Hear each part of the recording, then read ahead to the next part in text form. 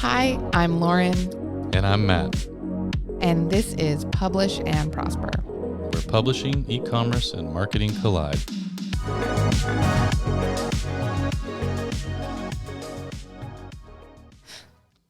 Hey everyone, welcome back to Publish and Prosper. I can't. This is episode 47, and fun fact, actually, 47 is my lucky number. It's my favorite number.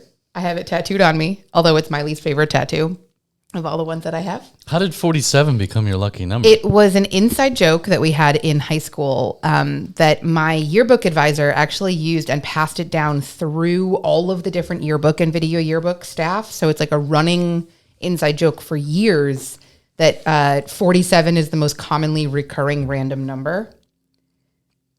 And it's not true. It's absolutely not true. But it creates that like Bader-Meinhof phenomenon where once you're paying attention to it, you notice it more and more frequently.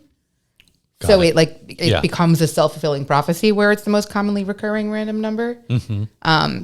But it also has the Roman numeral for the number 47 is XLV11, and LV are my initials. So I have a Roman numeral 47 tattoo.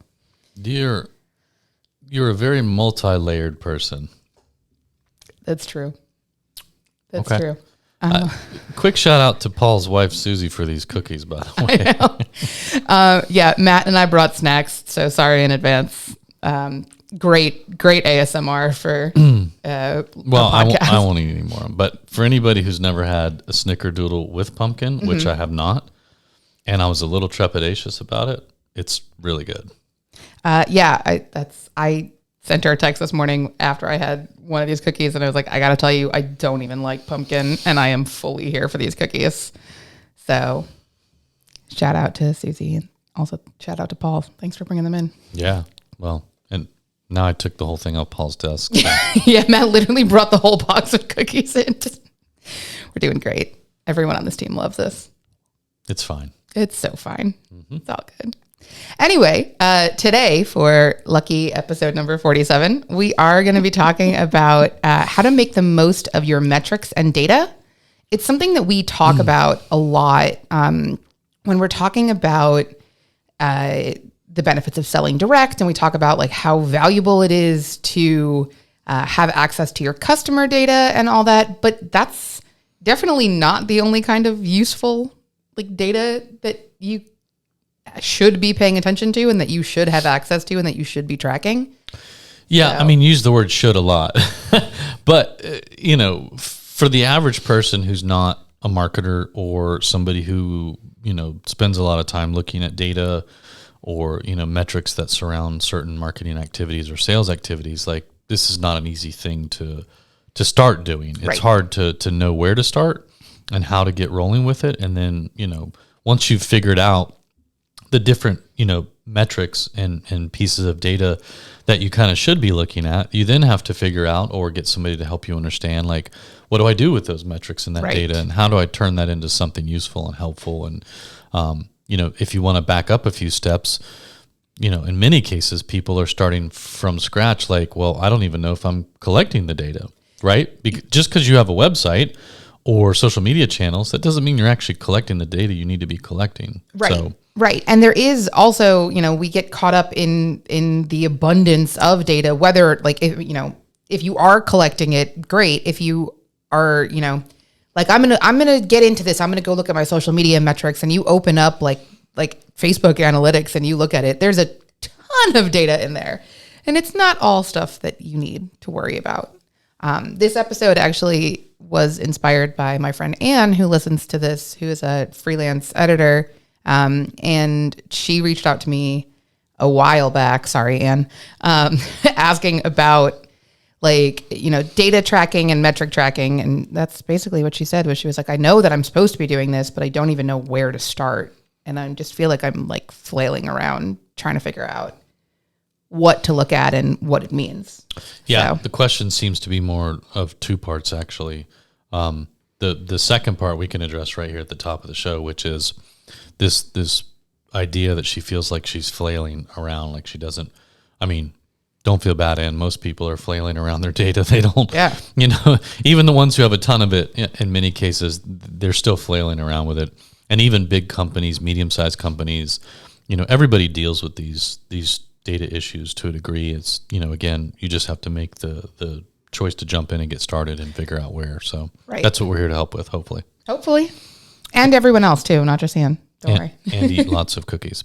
So many cookies. Yeah. All right. You want to get started? Sure. So, let's go ahead and read Anne's statement, though. And Anne said to Lauren, basically, I know I need to track and see if my social media is bringing people to my website and what does best. So I'm not just flailing around, but can fine tune my planning. But even when I look at so used but too many times, first of all. But even when I look at my numbers, I feel like I'm flailing. Yes, you and a lot of other people. So first off, again, don't feel bad. Second off, we're going to jump into that. We're going to start by talking about the different kinds of metrics that you should have at your disposal. A lot of it is there. You just need to know where to look. And then some of it, you may actually need to enable it within whatever platforms you're using. Or in some cases, you may need to use a third-party tool. And there are some out there that are fairly easy to use, some maybe not so much. But the main types of data that most of you are going to have access to immediately would be your social media data. And if you have a website, which hopefully you do, your website data. Even if you're not selling direct, by the way. Right, yeah. Website separate from a store. Yeah. Forget about selling direct for a minute. But website data, social media data, and hopefully you've got an email list started. And if you do, you have email metrics, obviously, at your disposal. So the other pieces of data that we will talk about, obviously, are related to selling direct, and that's customer data. And within that customer data, you can break that out by, transactional data versus behavioral sales data. Mm-hmm. So. Yeah. Man, I don't know why I bothered to outline this episode. I knew you would have this one in the bag. I'm looking through your outline now. No, you did pretty good. Oh, thanks. Yeah. That's so nice. Let's kind of start sort of in the order people might actually be using it. Okay. I think for the most part, everybody's got some sort of social media they're doing. Yes. Not everybody's going to have a website. Not everybody's selling direct, unfortunately. But let's start with social media because that's probably the easier one for most people to really start to wrap their heads around. And it is kind of the basis of Anne's question too. Yeah. So, also, you don't have to twist my arm to talk about social media metrics. Well, good. You jump in while I finish this cookie. Okay, I got you. So there are a lot of things that you're going to want to look at when you're looking at your social media metrics. There's going to be a ton of stuff put right in front of you. So, I'm going to try to narrow it down to help people out here. But I'm going to be very transparent from the top that what metrics are valuable to you is going to vary very much depending on what platform you're using. So I'm not going to break this down by individual platform. That's a whole episode, and we don't have time for that. But, high level, easiest way to look at it is when you're looking at social media metrics, vanity metrics don't mean anything. What's a vanity metric? Metrics like likes and your total follower count. Mm-hmm. Like things that, if you have a post that has 1,000 likes on it, that doesn't mean that you have 1,000 people interested in your content. No, it doesn't. It doesn't. Like that doesn't really mean anything. And but even if you did, what matters is, did they click over and buy something from you? Right. Did you convert them in some way? Did they like your post and then come follow you? Did they like your post and then come look at your profile to see who you were? Did they like your post and then click on your website? Odds are they didn't. So likes don't really mean a whole lot. The caveat that I will give to the statement that followers don't mean a whole lot, because like we've talked about in other episodes, like you could have 50,000 followers and get 3 likes on every post and 0 comments and no saves and no clicks. Like, that. Yeah, again, follower counts are not indicative of anything. Right. Because these days, again, the number that you threw out was 50,000. 25,000 of those could just be bots. Yep. And more than likely a good percentage of it is bot followers and traffic. So, but again, ultimately, none of those vanity metrics matter if they're not clicking over and either signing up for your email newsletter or buying a book from you off your website. Right. Or wherever you're sending them to buy your book. But hopefully after this episode, if you're not already, you'll be convinced to try selling direct. Yeah. So then the caveat that I'm going to add to that follower metrics is that you should track your follower growth over time, because that will tell you if you're seeing that your growth rate is trending steadily, you're doing something right. You're consistently keeping people engaged, interested in your content, finding new people, reaching new people. If you see that your audience growth is plateauing, then there's probably something that you need to do to change that. There's something that you need to adjust in order to change that. Yeah. So I would give one caveat here. Okay. A caveat to my caveat. Oh, that's right. That was a caveat. Yeah, go ahead. I'm going to caveat on top of your caveat. All right, go ahead. Is it caveat or caveat? I think that's Weren't you debatable. the one who dinged me for niche versus niche? Yes, I am. But I do think the caveat is more of an accent thing than it is like a word pronunciation thing. Okay. My caveat is thus. Yes, tracking follower growth over time can be an indicator that what you're doing in terms of content delivery on these platforms is working. Agreed. I do still think, however, though, the more important metric is, are you seeing growth in your subscriber count on your email newsletter list, which we'll get to, or are you seeing growth in the purchasers on your website? So yes, I would say you can look at follower growth on social media as somewhat of a leading indicator of whether or not what you're doing is right, but the trailing and more important indicator would be found in what are the conversion points that you're trying to encourage, and are those growing? So if follower count is growing on social media and in tandem your newsletter subscriber count is growing, or your book sales from your website are growing, or both, then great. Everything is aligned and synced up. It means you're doing what you need to be doing to grow that audience on social media, but you're also doing the more important task of getting them from social media over to where it really matters. So again, follower growth over time, it's a good metric to keep an eye on because it will kind of give you a leading indicator of whether or not what you're doing is working, resonating, and finding new people. But if it doesn't mean that it's corresponding to, or if it's not corresponding to, growth on your email newsletter or your sales, then the growth in follower count means nothing. Yeah. I think actually that's probably a good point to make overall for this whole episode. A lot of these metrics are interconnected, and that's kind of the whole point in tracking them and in paying attention to them. And I know that's going to sound really overwhelming as we rattle off a bunch of different types of metrics that you should be looking at, but they really do inform each other in a lot of different ways. And it is important to kind of, even if you just narrow in your focus on like, these are the like top 3 metrics that I'm going to consider in each of these categories that we talk about in this episode. And you just say like, okay, I'm going to focus on these 3 in each of these. That's really not that many. And especially when you see how they impact each other and how they're connected to each other. Mm-hmm. So for example, one of the metrics that you're going to see a lot on social media is going to be like impressions. I don't consider impressions to be a like high level important metric. They're mostly interesting in it's able to tell you like the story behind your more important metrics. So, like your impressions are telling you how many people saw your post. They're telling you how many people your content reached. They're not telling you how people engaged with that content. But like if you're seeing, my post got 100 impressions on it, but I got 57 engagements, that's great. That's insane. Like if you got an over 50% engagement rate on a post that only had 100 views on it, like that's great statistics. It's also good for telling you if you're trying to test like, I'm trying to game the algorithm right now and I'm trying to figure out how, I read somewhere that if you put the phrase link in bio in an Instagram caption, then Instagram is going to suppress your content. So I'm going to try 3 different posts this week. And one of them I'm going to say link in bio. One of them I'm not going to say link in bio. And one of them I'm going to say link in bio in the comments of the post.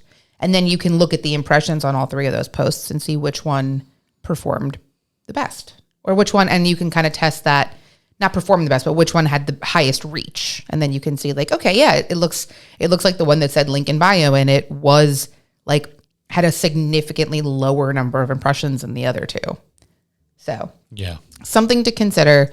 But all of that is to say that the actual like most important metrics that you should consider when you're looking at your social media metrics are going to be engagements. And by engagements, I mean, are people sharing your posts? Are people saving your posts or favoriting them or whatever, depending on pinning them, depending on which platform you're on? If you are using a platform that has links in it, so like not Instagram or TikTok, but one that you can actually put links in the post itself, did people click on the links? Those are the metrics that matter to you.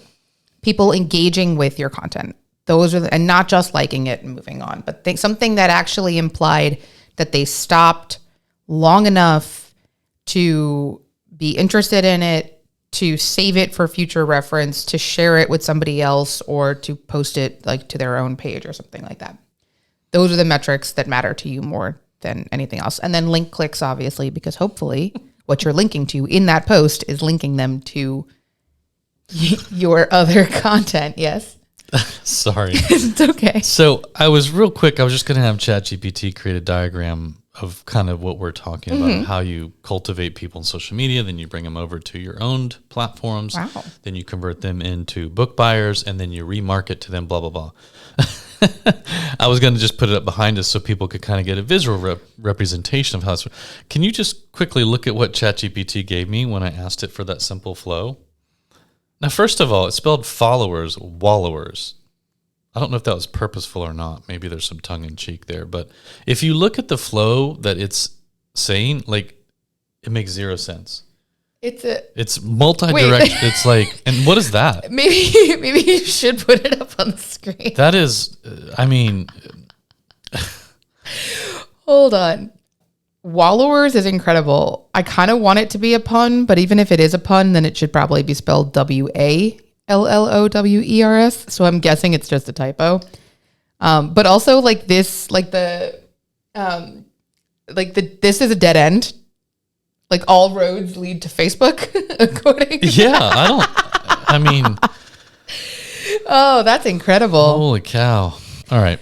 Anyway, your social media metrics can be really valuable for you because they will tell you not only like how your content is performing, but also like what kind of content is performing really well for you. Yeah. I think it's really important. And I know this is hard to do unless you're using like a really robust tool like Sprout Social. Like Sprout has a great post tagging tool, but it's also very expensive for an individual or small business owner. So I'm not encouraging you to use that. But if you have some kind of way for yourself to kind of keep track of what different types of posts you are creating on different social platforms so that you can know for yourself, like, okay, like this was a post that was advertising a promotion that I'm doing and included a promo code in it. And this was a post that was promoting my book. And this was a post that had a review. And this was a post that didn't have a clickable link in it. Like whatever it is, like create some different content buckets for yourself so that you can like see like performance trends over time. Yeah, you can actually do the reverse of that too, though. Yeah. So again, Lauren is very spreadsheet driven and very organized.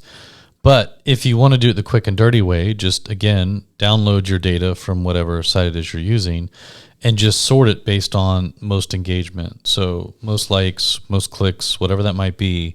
That will still give you some kind of indicator of which content people did find more enjoyable or helpful or entertaining. And then from there, you'll be able to figure out, okay, these top 5 posts that I made, maybe they all have a common theme, which they probably do. And maybe that common theme was, around the plot line of your latest book. Or maybe it was about a specific character in one of your books, and those posts got the most engagement because people resonate with that character the most. Or maybe it was a theme from your nonfiction book around, how to, spend less time on social media, yet still get the same amount of results. Either way, that data is very telling.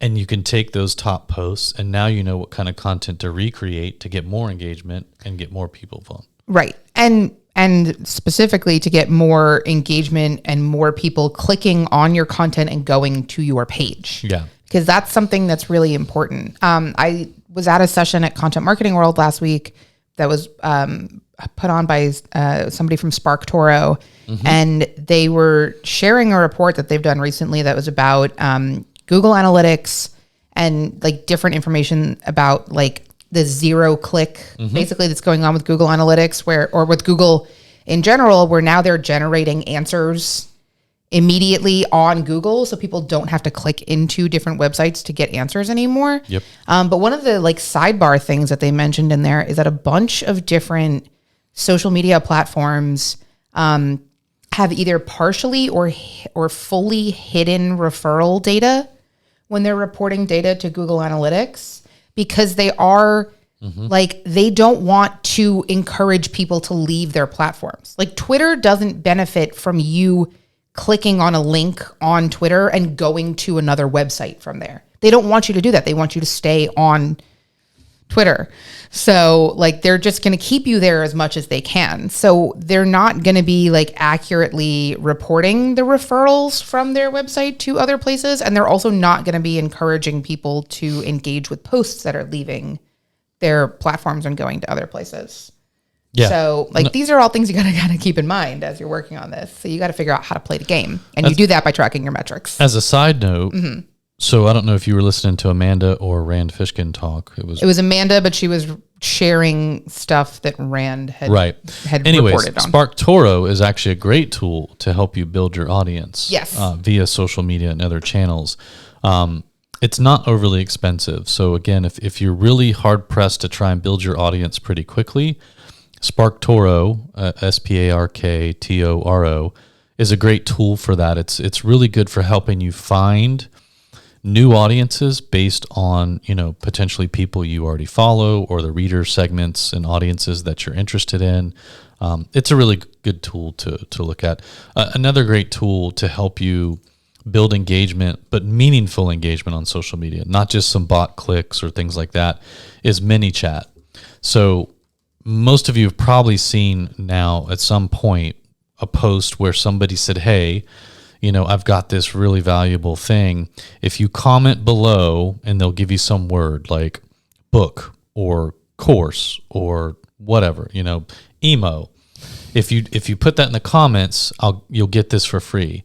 Well, what they're doing is they're using ManyChat. And when you put that keyword, that trigger word down in the comments, ManyChat engages with you. It's a way to start engagement with somebody, and it's a way to build relationships and two-way communication, which will then be the catalyst to get them over to your email newsletter or your website. So ManyChat is a really great tool right now to use on social media for meaningful engagement opportunities, and it's relatively inexpensive. It's priced based on the number of contacts that you actually engage with per month. So it'll be anywhere from free to, for 1,500 conversations in a month, you might pay, $80 for that month or something. But, again, it's meaningful engagements with actual human beings that are interested in what you have to say and will more than likely turn into either newsletter subscribers or book purchasers. Yeah.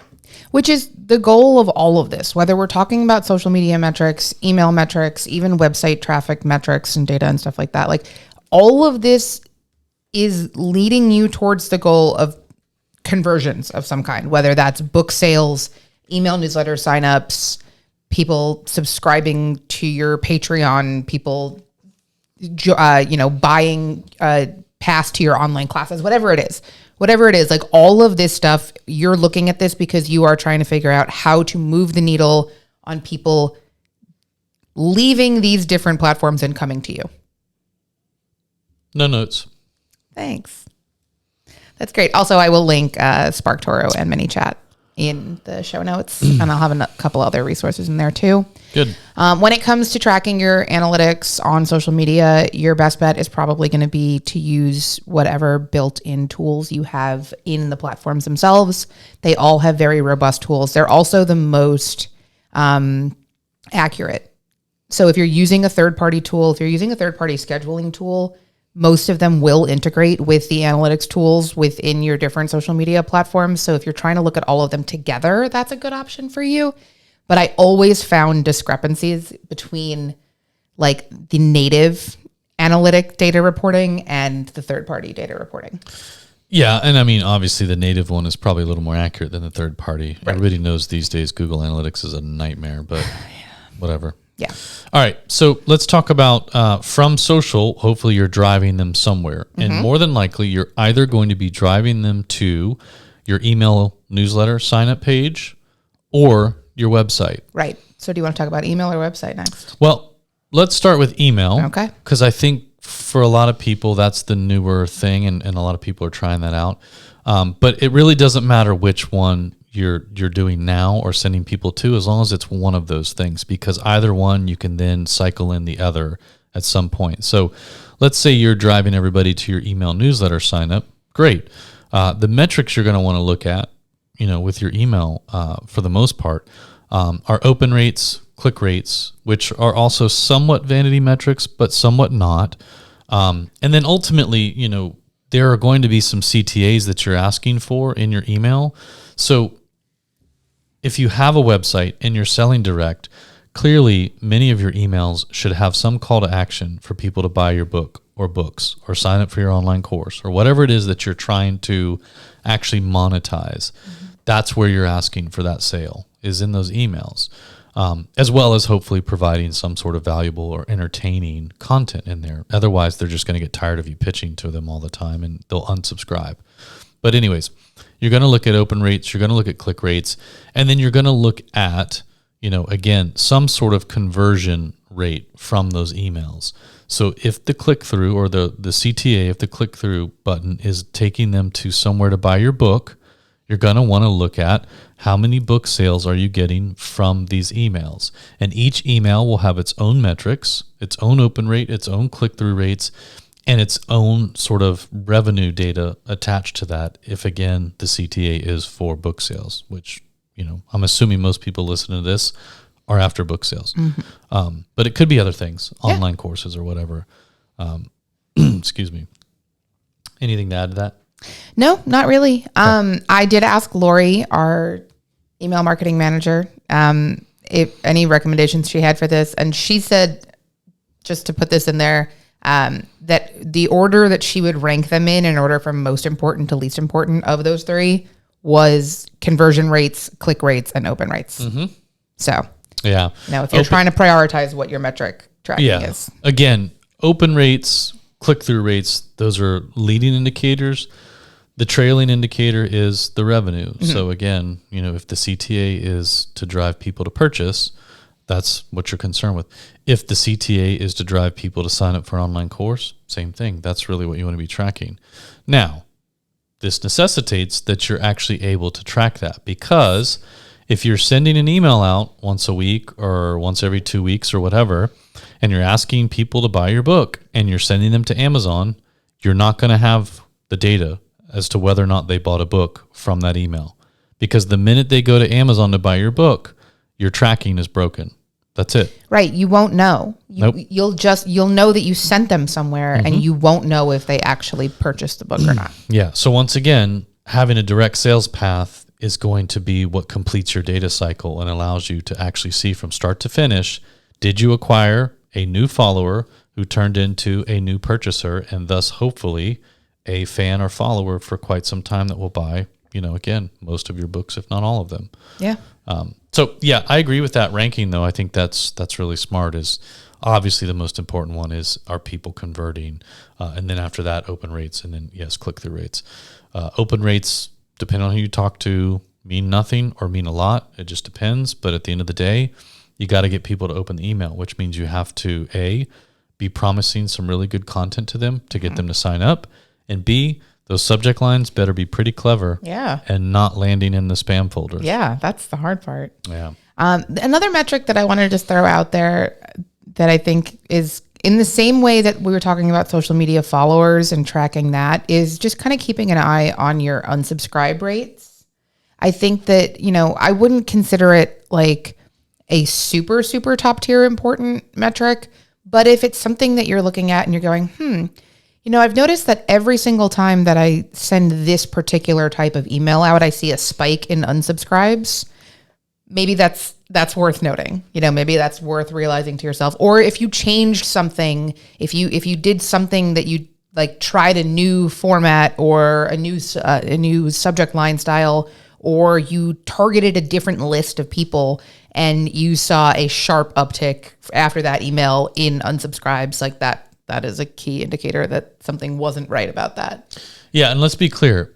Unsubscribes in and of themselves are not bad. They're actually good. Yeah, you right? want to have a healthy email list. But what Lauren's saying is the key here is when you notice irregularities in that unsubscribe rate, most of the time you'll carry an average unsubscribe rate. It'll be less than 1%, hopefully, because you don't want to have a high churn rate. You don't want to be bringing in all these new contacts and new subscribers, but also have a weekly unsubscribe rate of like 50%. Right. That's not good. But, for most people, it's less than 1%. And it's good to have an unsubscribe rate. You don't want people on your list taking up space that don't care about getting your newsletters. They're probably never going to buy anything from you. For whatever reason, they came over because they were curious, but decided it's not a fit for them. That is okay. They're not your core audience. Yeah. It's not a big deal. What she's saying is accurate. Look for the irregularities, the spikes, things like that, because that is a strong signal that something's wrong. So yeah, very important. The other thing, again, when we talk about conversion rate, every email should be asking them to do something. Now, it won't always be buy this book or buy my latest book or buy this trilogy or whatever that might be. If you don't have a website yet, get a website built and then, alternate newsletter CTAs. Sometimes you're just going to ask them to go over and check out your new website. And hopefully if that website's been, created and designed in a pretty effective manner, you'll get them to convert there on the website, which is really what you want them to do. And what we're going to talk about next. That's right. That's the point. Yeah. So there are other CTAs or actions you can ask them to take too that aren't just, hey, buy this book, visit my website, whatever. But, again, those are the most important. The whole goal is to sell more books, right? And so you can keep writing and keep selling. So I would be asking people to purchase or to check out the website. The next sort of data point we're going to talk about is around your website. Yeah. I noticed that actually. I realized that recently with an author that I am subscribed to her newsletter that comes out, I think it's once a month. And she always, like, anytime she includes an announcement of anything in her newsletter, she doesn't put the actual announcement in the newsletter. So it's like the most recent one that I got was a cover reveal for her next book that's coming out. Mm-hmm. And the body of the email included I'm really excited about this cover. I worked with this designer. It lines up really well with all my other covers. Like, I really love these fun elements on it, like blah, blah, blah, blah, blah. But she didn't include the actual cover in the email. The email links to the exclusive news article that has the cover reveal in it. So it's a great way to get me to click on the link, because the whole point of the email was like, oh, I opened this because I want to see the cover of this new book. And now I have to click on this link in this email to go see this cover. To be fair, I'm not saying this would work for I'm not saying this would work for everybody. This is a New York Times best-selling author. This is maybe the exception and not the rule, but it is something that I've noticed as a trend in her emails, and I do think it's interesting. It's something that I've actually actually caught my attention. The fact that she's a New York Times bestseller is irrelevant. Okay. What I would say is that's a very clever thing to do, mm-hmm. but it's probably a very hard thing to pull off. Sure. In other words, you have to be very clever because you have to keep that reader engaged on the email and get them excited enough to then click over somewhere else to see the actual cover. You also run the risk of just pissing somebody off because you're building and building and building and building and building. And then it's like, wait, now I got to go somewhere else to see this thing. She clearly did it really well, mm-hmm. because by the end you were like, okay, it doesn't matter what you want me to do, I'm going to do it. So I'm going to click here and go see this thing. But, be careful with that. Sure. If your intention is to do something clever like that, make sure it's clever. Maybe have somebody read it over and give you a little bit of feedback. But it is a good idea if you can pull it off, because yes, it's just another way to get people over to your website, hopefully to make a purchase. Yes, right. Absolutely. It is also something, I'm sorry, you go ahead. I was just going to say, we didn't really talk about this, but the last thing to do with email specifically is there are email platforms and tools where you can actually sell from your email. Mm-hmm. So when we say, a CTA of buy this or go to the website, the two aren't always the same thing, right? You can use a tool like, what am I thinking of? ConvertKit, or now they're called Kit, but Kit and some others like them, one or two others, they do have built-in functionality for you to be able to sell certain things directly out of your email, which is great. Yeah. So, you don't have to have a website right away. If you've already started building an email list, hopefully you've started building it on a platform that will allow some e-commerce abilities like Kit or some of these others. But if not, you definitely need to get started on a website, and the CTA should be to get them over to the website. Yeah. Right. Which is also that ties in with what I was going to say, which is that the catch for doing this kind of style where you're, basically leading people directly to the CTA in your email is that has to be the most important thing in your email, because I guarantee you, I never go back to read the rest of Emily's emails once I've clicked out of it, I never go back.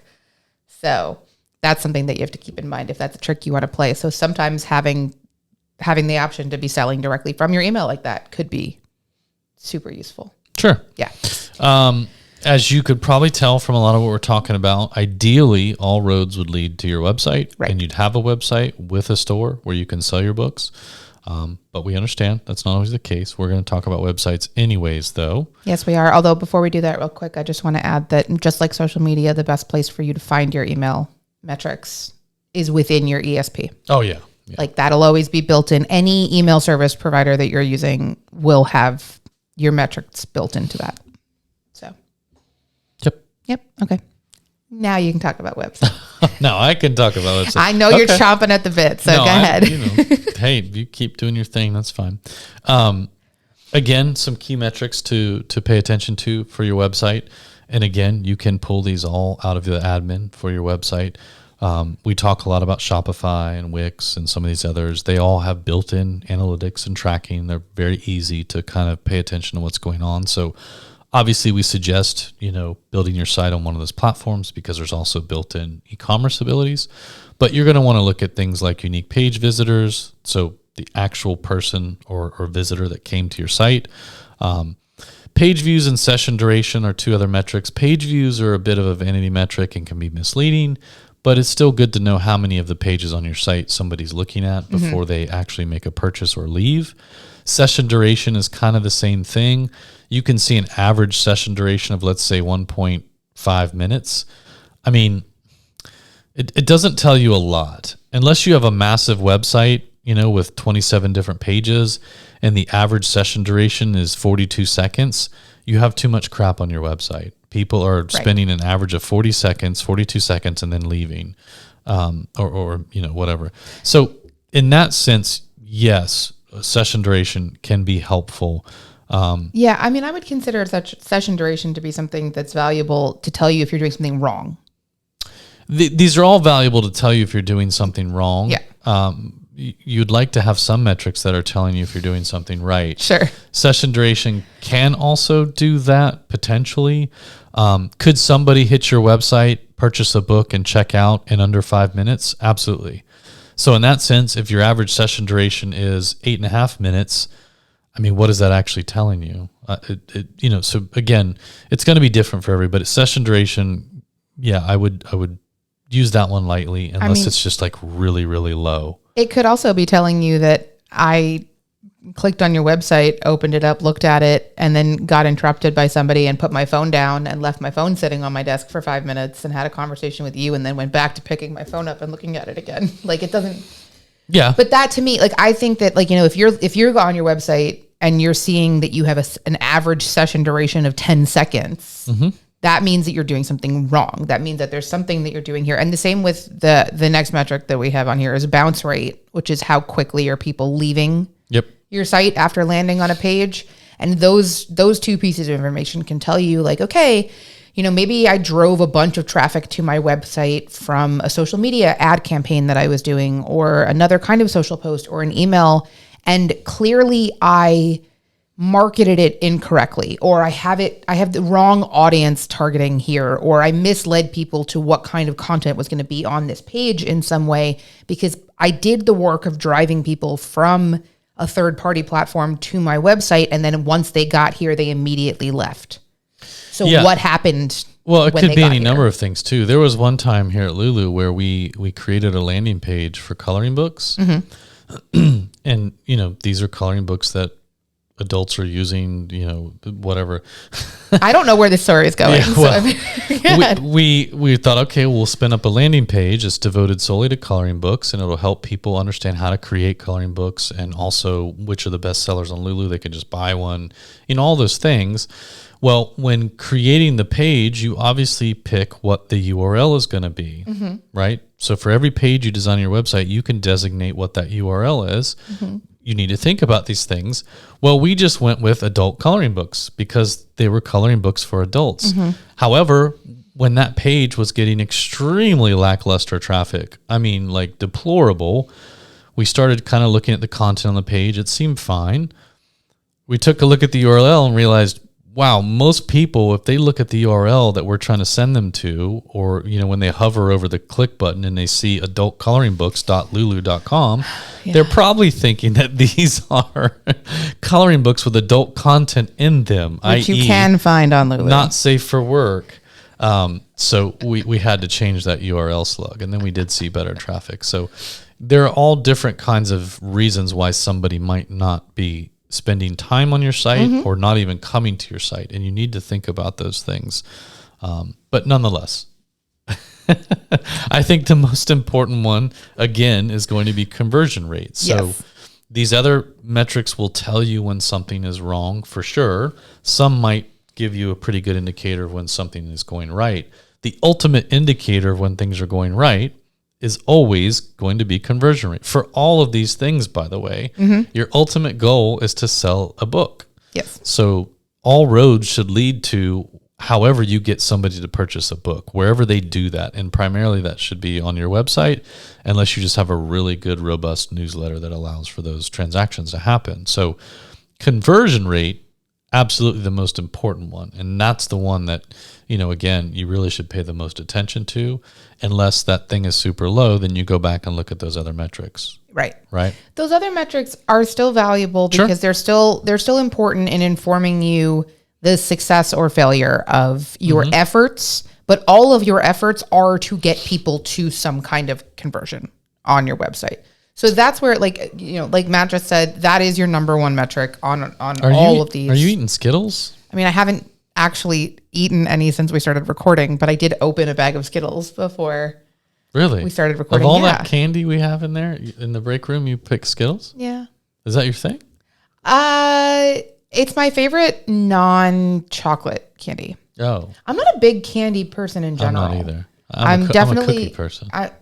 I am more of a cookie person than a candy person, but I'm also more of a savory than sweet. Yeah. I'd much rather have a plate of French fries than a piece of cake. Absolutely, 100%. Although I have unfortunately turned myself into my grandmother, where every time that I eat a meal, I follow up that meal with, I just need a little sweet treat now. Oh my goodness. It's really bad. But I think that the important thing to take away from all of this is that all of your metric tracking, all of the things that you're doing, that you're keeping track of, that you're looking at, it's all working towards a goal.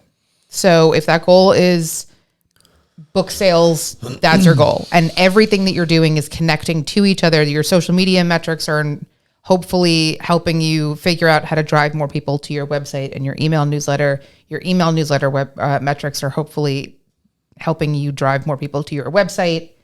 And your website is telling you how successful you are at getting people from those different places to your website and then getting them to convert to whatever it is you want them to do, which in theory is book sales, or maybe it's sign up for your online course, or hire you as an editor, or it's a lot of things. There's plenty of things, whatever it is. And that's what we're going to get to here in just a second. The reason why all of that flow is important, and ultimately getting people to your site to buy something from you, again, usually a book, is because now once they do that, and we're at the last bucket of data here, you now have customer data.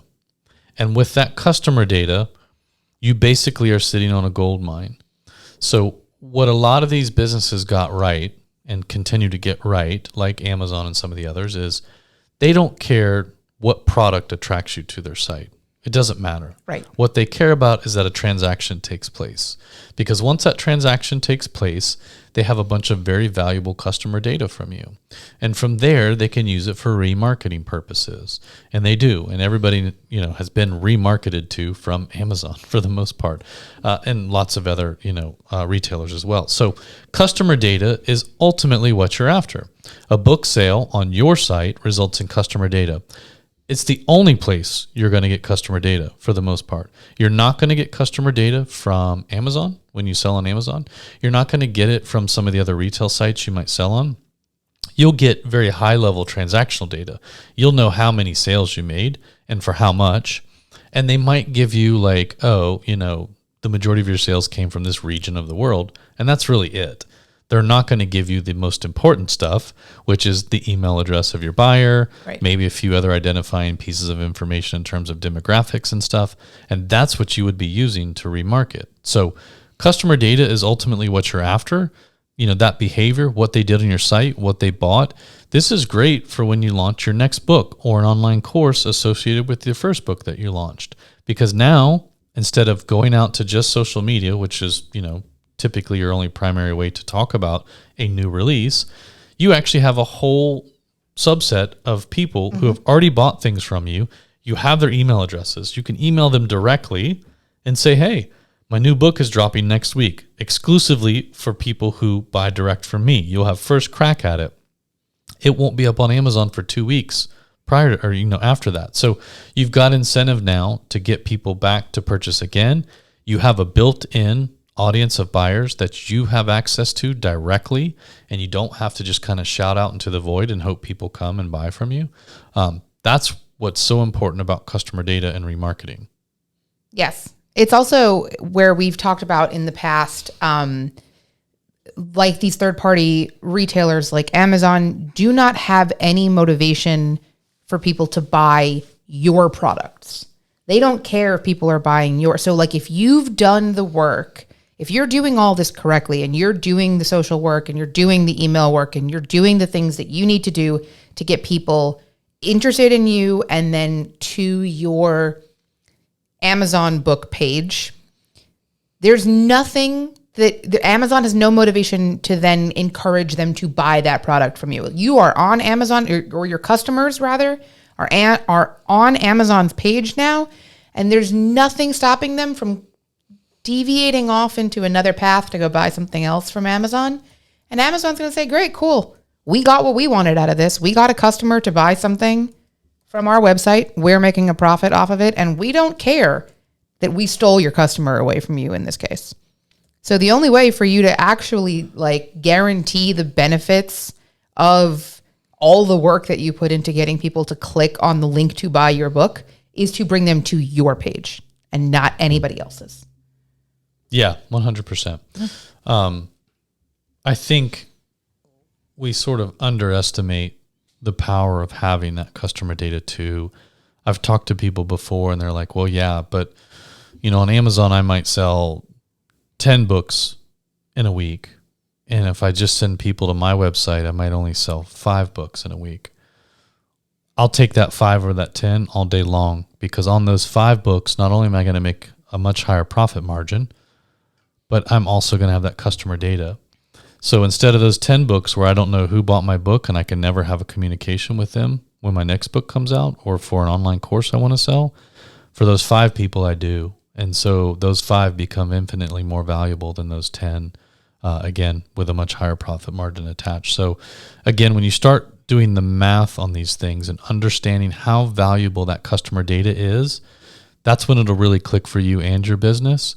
I mean, again, if what we were saying was wrong, companies like Amazon wouldn't exist. Yeah. These other companies wouldn't want your customer data. It is the most valuable thing to them because it allows them to continue selling to you and to continue marketing to you. So that's the name of the game. That's the end goal for you, to build a sustainable, long-term author book business. Or any kind of business. Yeah. Well, yeah, true. Yeah, we're assuming that if you're listening to this, it's because you're building an author. Yeah, I mean, business, that's fair. But yeah. Yeah. So when we're talking about, I know we talked a little bit about this already, but when we're talking about customer data, we're not just talking about the email remarketing. Like, I know that's Matt, and I'm not trying to undermine the point Matt just made, because that is actually a very important point. But we are also talking about other types of customer data too. And that's going to include things like your customer demographics. So not just who's buying from you, but like, or not just the email information for who's buying from you, but who are the actual people buying from you? Do you have a target audience in mind? And does the target audience that you have in your head match the actual audience of people buying your books? That's going to help you figure out who you're marketing to in the future. Are you marketing to the correct audience? Is your reader persona actually accurate for the people that you see actually buying your books? You know, those are all things that you want to know when you're figuring out your future marketing plans, and even like your future writing plans. You know, if it turns out that you've got like an audience that you didn't expect, or maybe you've got like a really big fan base in one random city somewhere or something like that. Like, that's all information that can only help you to have access to that. So that's something that's really important to have. There's also, you know, you're going to want to see like your customer behavior. You're going to want to see of those people, of that audience of people that are coming to your website, like, do you see that there's a consistent amount of traffic to one page more than every other page, no matter what you're sending people to? Do you have one book that is selling way more copies? Or do you have, maybe you see that you have like, you know, you're getting an equal amount of traffic pretty much on all 5 of your books, but one of them is consistently outselling the rest of them. What is it that makes that one different? Well, and by the way, you know, again, just to reiterate, one of the things that are really helpful here is that this website data is not only about which products sell the best, but you'll be able to see of all the people that bought, let's say, a particular book, what percentage of those people came to your website from social media? Mm-hmm. What percentage of those people came to your website from email? What percentage came to your website from a Google search? And so it also helps you understand where your marketing dollars and or time is best spent. And again, which books, which products are resonating with which audiences, the source of that traffic. So product to audience relevancy is really important. Yeah. I mean, if you see that 75% of your website referrals are coming from your email newsletter, maybe spend some more time on that email newsletter. Maybe spend some less time on social media. Unless, of course, you are discovering that your email subscribers are coming from social media. And that's why we say all these metrics are connected to each other. Yeah. And you have to kind of be paying attention to how they impact each other and this whole flow. These aren't siloed metrics that you're looking at on these different platforms. They all kind of connect with each other. Yep. Which is why, like Matt said earlier, I am a spreadsheet queen. I always encourage people, even if you're just looking at your like, I don't know. Even if you're just looking at your like high level metrics, you want to just have like a summary of them. I would always encourage you to, like, whether it's Google Sheets or some other version, whatever it is, like pick somewhere that you can like regurgitate all this information for yourself in just like a clear and easy. Okay. I didn't like that word choice either. I don't know. Pick somewhere where you can have just like a summary of all this information for yourself in a quick shot that you can look at, so you can see trends over time. You can see like maybe noticing like how things are connected over time and stuff like that. Just don't regurgitate on it. What do your bracelets say today? What do my bracelets say today? One of them says old habits die screaming. Mm-hmm.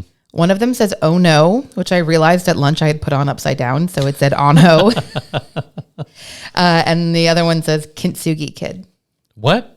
Kintsugi Kid. What is that? So it's the name of a Fall Out Boy song, but Kintsugi. No. This is actually really cool.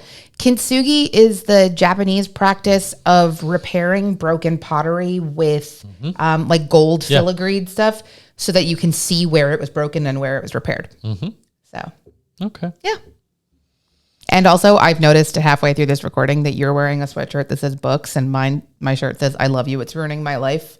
Which I feel like is actually very, like, I think that's a complete sentence that's very representative for me. I see. Okay. So thanks. All right. Well, if you have any questions about data, how to use it, where to get it, what to do with it, email us, podcast at Lulu. We love talking data, obviously. This episode could have been twice as long. Easily. Yeah. And I actually thought it'd be a little bit shorter, but I don't know why you thought that. I don't know. I say that every time. That's very optimistic of you. Yeah, I don't know. But I've got cookies to eat though, so we should wrap this up. Yeah. Let's get out of here. You can always email us if you have any questions. Follow us on Lulu social media. Check us out on YouTube. We have video now. Podcast at lulu.com. Thanks for listening, and we'll see you next week. Later.